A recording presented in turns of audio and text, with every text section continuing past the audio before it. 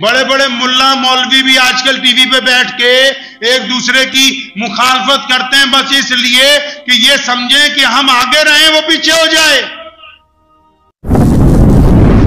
اللہ اکبر.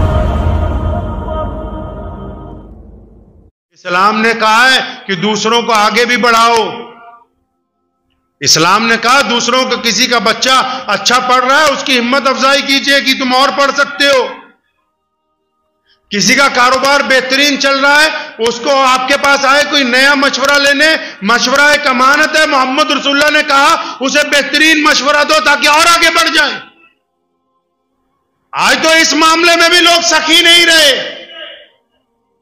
آج تو مشورہ دینے میں بھی لوگ کنجوسی کرنے لگے, مشورہ دینے میں بھی حسد کرنے لگے. بڑے بڑے ملا مولوی بھی آج کل ٹی وی پہ بیٹھ کے ایک دوسرے کی مخالفت کرتے ہیں بس اس لیے کہ یہ سمجھیں کہ ہم آگے رہیں وہ پیچھے ہو جائے.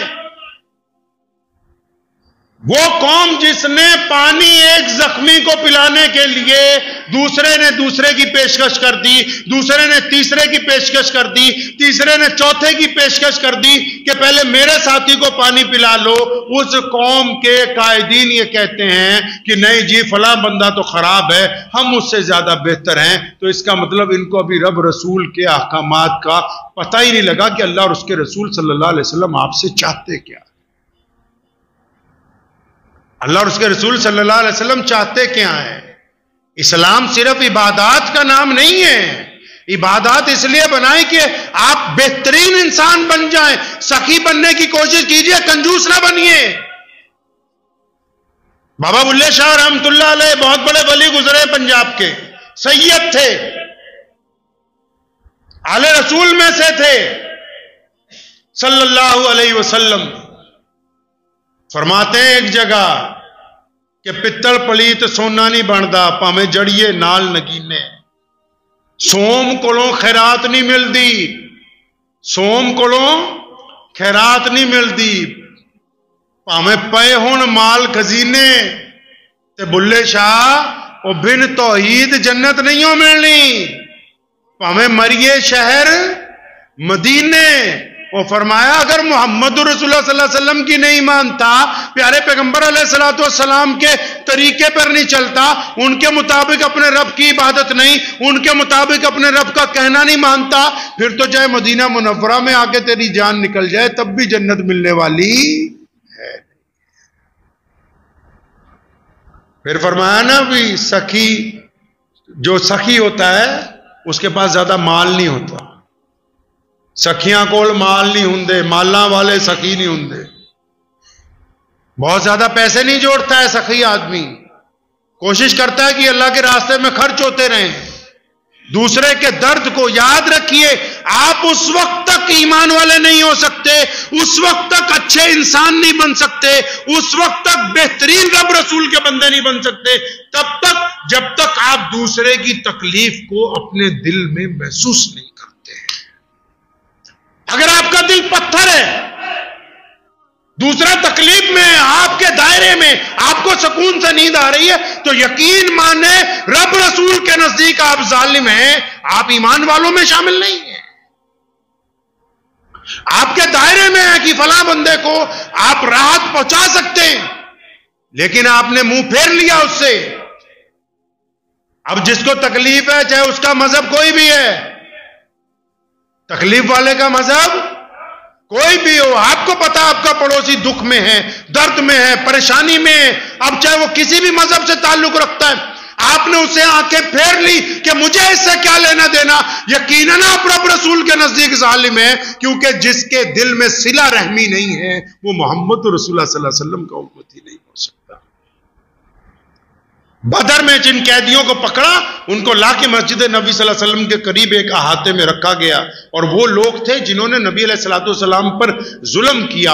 ان کی رسیاں اتنی تیزی سے, مضبوطی سے صحابہ کرام نے باندھی کہ جب وہ قیدی رات کو کراہ رہے تھے, نبی علیہ السلام حجرے سے باہر آ گئے, پریشانی میں پھر رہے ہیں. سیدنا ابو ہریرہ رضی اللہ تعالیٰ نے حضرت انس رضی اللہ عنہ پوچھا, یا رسول اللہ کیا بات ہوگی, آپ رات کے پہلے پہر پریشانی میں مسجد نبی صلی اللہ علیہ وسلم میں ٹہل رہے ہیں, کیا بات ہوگی؟ فرمایا یار یہ جو قیدی نہیں پکڑے جی فرمایا جی قیدی پکڑے ہیں، ان کی رسیاں تم نے اتنی سخت باندھی ہیں کہ یہ کراہ رہے ہیں اور مجھے ان کی وجہ، ان کی تکلیف کی وجہ سے نہیں آ رہے۔ کون سے قیدی؟ جنہوں نے پتھر مارے، جنہوں نے سیدنا یا عمار بن یاسر کی کھال ادھیڑی، کون؟ جنہوں نے سیدنا سمیہ رضی اللہ تعالیٰ عنہ کے ٹکڑے کیے، کون؟ جنہوں نے سیدنا ابوبکر صدیق کو اتنا مارا کہ بے ہوش ہو گئے، کون؟ جنہوں نے سیدنا یاسر رضی اللہ تعالیٰ عنہ کو شہید کر دیا، کون لوگ؟